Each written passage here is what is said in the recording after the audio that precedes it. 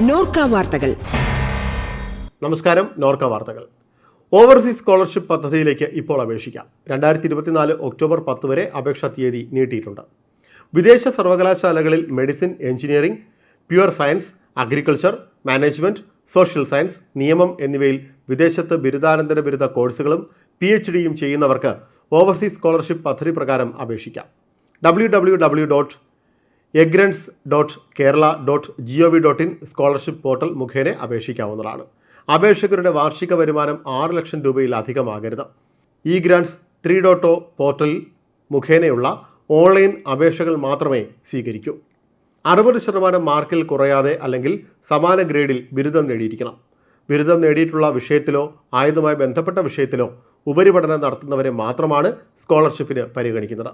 PhD കോഴ്സിന് അപേക്ഷിക്കുന്നവർക്ക് ബന്ധപ്പെട്ട വിഷയത്തിൽ ബിരുദാനന്തര ബിരുദം ഉണ്ടായിരിക്കണം. പ്രായപരിധി 1/8/2024 40 വയസ്സിൽ താഴെയായിരിക്കണം. ഇതോടെ നോർക്ക വാർത്തകൾ സമാപിക്കുന്നു. നമസ്കാരം.